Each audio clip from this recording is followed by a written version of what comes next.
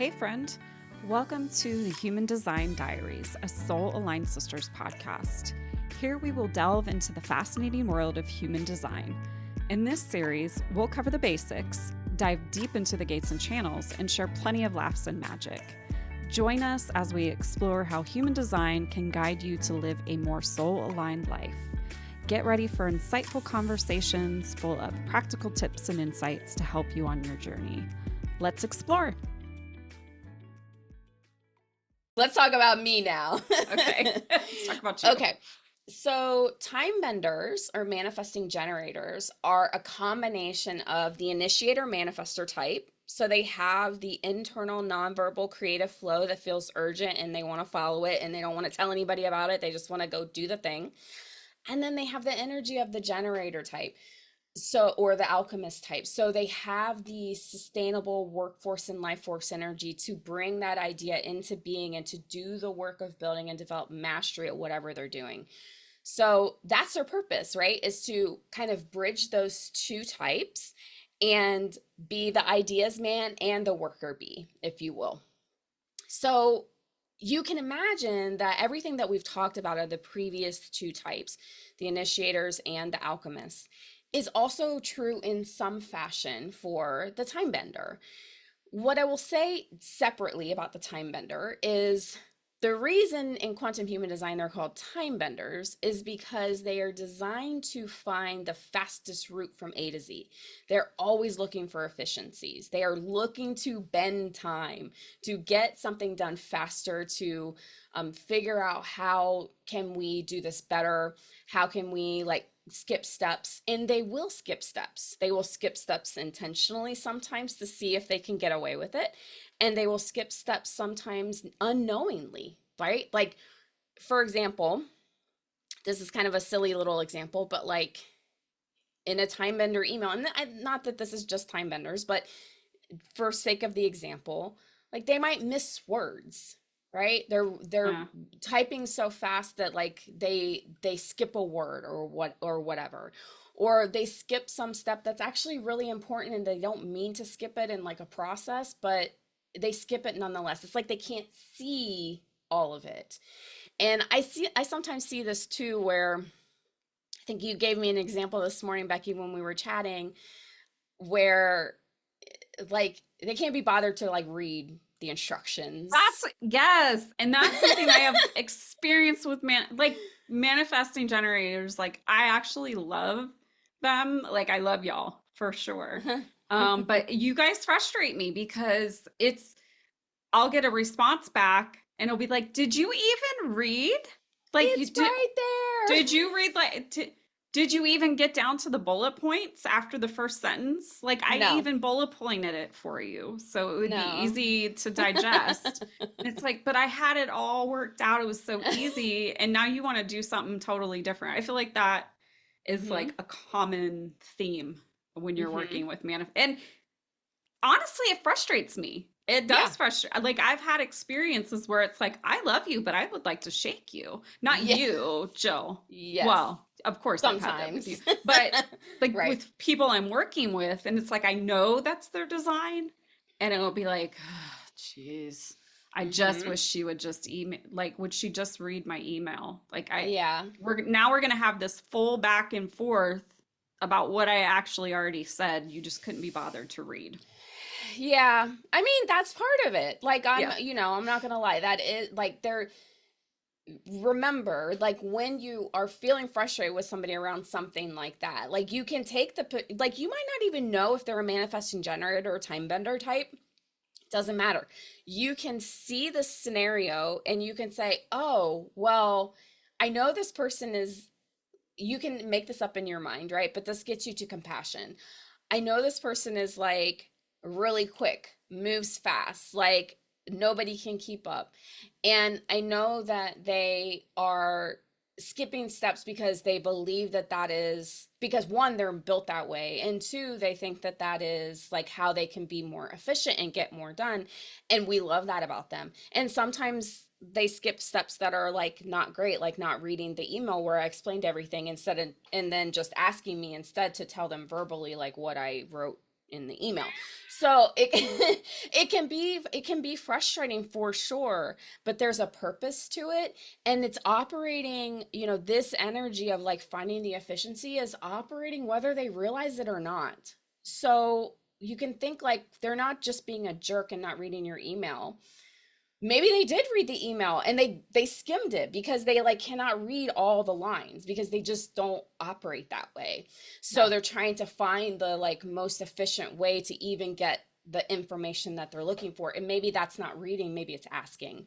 So I think you can kind of think of it that way, but it is okay for you to say like, how it seems as though me sending you an email is not your preferred way of receiving the information. How would you prefer to receive it in a way that's fast, direct, to the point, gets you what you need, right? So this gives you a place where you can say, okay, well, let me meet you halfway here. I see how you are. I understand how you are. I know you come by it honestly. You're not doing it to be a jerk. How can I meet you halfway? Like what can we do to solve this communication issue? So that's that. I think that's a really good point about time benders. The other thing about time benders or manifesting generators is they have a big aura. So people notice them, people are paying attention to them. If they are absent, people are wondering where they are. They have they impact people when they're not even in the room with them. And so there does come, I think, a responsibility for time benders or manifesting generators to mind their own energy, to understand the impact that they have on other people and be mindful of that instead of operating like, I don't know what you're talking about. I'm just like some regular person. Well, yeah, you're a regular person, but you affect people. Like just your energy alone affects people.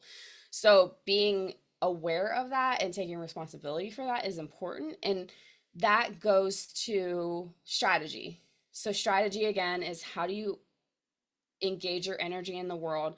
And for time benders, it is a combination of both the manifestor strategy and the generator strategy. It's wait to respond, but it's also inform and then initiate.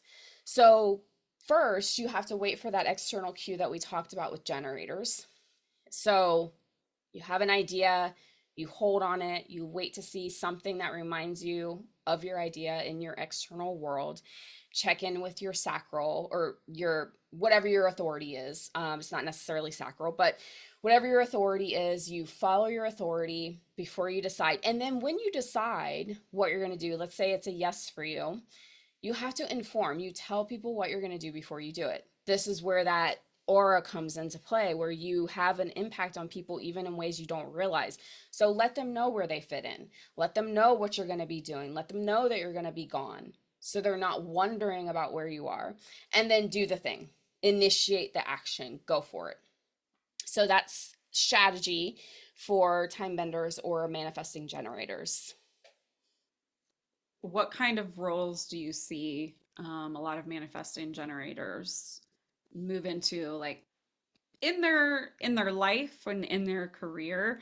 I personally have experienced several manifesting generators who are leaders, who Mm-hmm. are bosses, or who are out here doing something totally different, like running their own business.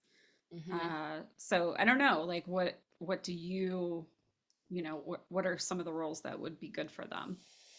I think that's dead on. I would say, an entrepreneurial route. Time benders or manifesting generators might be drawn to an entrepreneurial route because they have all these ideas, they have that creative power, and they know how to like do the work of like getting it into the world in theory. Right? It's not perfect, but Yeah. in theory they have the energy to be able to like withstand what it takes to build a business. That doesn't mean that no other type can build a business. That's not what I'm Right. saying, right? There's Right. no limitation here. But I would say like there like that is a nice like characteristic, right? That you can both be like full of ideas and also full of energy to like bring the ideas into being and all the small steps that it takes to get there. So, from an energetic standpoint, I'd agree with that. I also do agree with you about leadership, and but I would say that I think the way that I see this is there's not anything specific really about the manifesting generator that draws them to leadership other than they know how to do the work and they can do a lot of it. They can do probably, they're really great at multitasking. They like to have their hands in lots of different kinds of things, which makes them, gives them the ability to develop at least proficiency, if not expertise, in many areas. They like to be doing different things. And because they have this ability to kind of work faster than everybody else, remember, like that's part of their like They are part of the, efficiency. yeah, they're, well, and they're part of the dominant culture. They're the generator type that in our one of the things I see in leadership roles is that people who are high performers in individual contributor roles are promoted into leadership. So there isn't anything other than their ability to really like do a lot of work, get a lot done, maybe be a high performer that kind of pushes them into leadership roles. I think they're great in leadership roles. So long as they understand that like nobody else is operating like them. No one is Yeah, moving like them. Nobody can do all the things that they do. No one can have 50 billion things on their plate at the same time. Like that is not a realistic expectation. yeah, and I think that that is probably what, like manifesting generators, they might need human design more than anyone else. Yeah. Um, because they are help like they're setting the dominant culture and they're expecting other people to keep up with them. And Mhm. so what does that mean? That means you have, there's this whole attitude out there right now. It's like nobody wants to work. I know. Actually, they do. They just don't want to have to work the way that you do. Or Mhm. they don't want to, there's other conversations around that, like Yeah. maybe they don't make as much as you do. Maybe they Mhm. don't get paid enough to move as fast as you do. Mhm. But the Mhm. reality is like, you know, I think like manifesting generators really could benefit from knowing human design because they would then realize like, oh shit, I'm setting everybody up for to try to keep up with me, and I'm a unicorn out here. We're all unicorns really, but Right. like when it comes to ideas and energy to do all the things, like y'all are cornering the market a bit. Um, Yes. unless Mhm. unless you meet a generator who's really in their power and Mhm. their purpose, they will give, Healed, yeah, healthy, they'll right? give you a run for their money. I can attest to that, Becky. Yes, Right, it's true. And right. I was a manifesting generator who was severely burned out and you know, we'll talk in another episode about profiles, but I went onto the roof on my sixth line and we'll talk about what that means, but I spent a few years like really vegging out because that's what I needed. Even though in my design I have all four motors defined in the human design chart, like I have the energy to like do the damn thing, but I did the damn thing too much and then I was exhausted. And so I spent a lot of time like really sitting down, Yeah, resting, like, and so it's not the same for everybody, but the important thing is to listen to your body about what you need and to recognize that like you are your own person and the way your energy runs is unique to you and you cannot expect that from other people. So check yourself. yeah. So are those like when you give people and you're coaching people and you give them some small shift ideas about what they Mhm. can do to improve their experience in life, like are those the things that are top of mind when you're talking to a manifesting generator, or are there other things? Yeah, I think those things are important. I think, manifesting generators can run themselves into the ground just doing too much. One other thing that comes up for manifesting generators is not finishing everything that they start Yeah. because they have varied interests, because they can have an have a predisposition to wanting to do many different things at one time, there might be some shame or guilt around not finishing something that they start. And so one of the things that's very like we were raised by our dad, so I think of this as like a dad thing. Like, you got to finish what you start. Like, if you committed to it, like, you got to finish it. And that's just not true for manifesting generators. Sometimes you're putting your energy into things just for the sake of expending your energy. It's an energy maintenance thing. It's not about, oh, I'm gonna be like the greatest crocheter that ever lived, or I'm gonna like start a horse farm, or it's none of those things. It could be some of those things. It's possible, right? It Mm-hmm. depends on you. But sometimes we're really just like putting our energy in places that allows us to like feel like we're like getting it out. And it isn't about what you learn or how you finish it or what have you. Obviously, we all, when we make commitments, especially when we're in relationship with other people, we have to be accountable for that. We have to, if we've made a commitment, then might need to be a conversation about how this feels complete for me now. And you just got to be like a big kid and do it, have Mm-hmm. the conversation, even though it's easier just to like never show up again. But Right. it is normal to do something for a little while and then decide that you don't want to do it anymore. And that's okay. You can let those things go. So that's another thing that I talk to people about. Like, if you have like, don't let whether or not something's going to work out or what the outcome is going to be stop you from putting your energy in there. And don't let your commitment or like shame or judgment or whatever make you stay longer in something than is good for you. Yeah. Right? It's okay to like bring it to a close in a adult sort of way. Yeah. And even in small ways, like, hey, friend, you like me? Do you have 10 books that you've started and never finished? Hmm. Release the guilt. It's Yes. okay. You were designed to be that way. So Hmm. just let Hmm. it go. It was Hmm. something that took your energy and clearly it didn't keep your interest. So just move on. Yep. It's No need to okay. hold on to it. Just No. move it on. No. No. Half price books is a great place to take your stuff. Right. Right. Well, this was good. This was good. Thanks again for joining us on this episode of Human Design Diaries. We hope that you love this episode as much as we did. Please take whatever resonates with you and leave the rest. If you're ready to dive deeper, visit our website at soulalignedsisters.com, where you'll find a wealth of free resources to support your journey.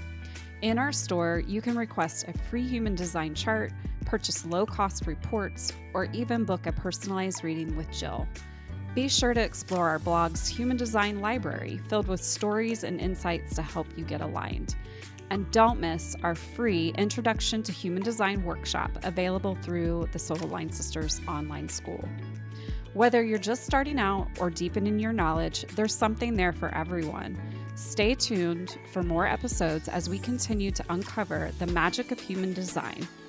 Until next time, stay aligned and keep living your most magical life.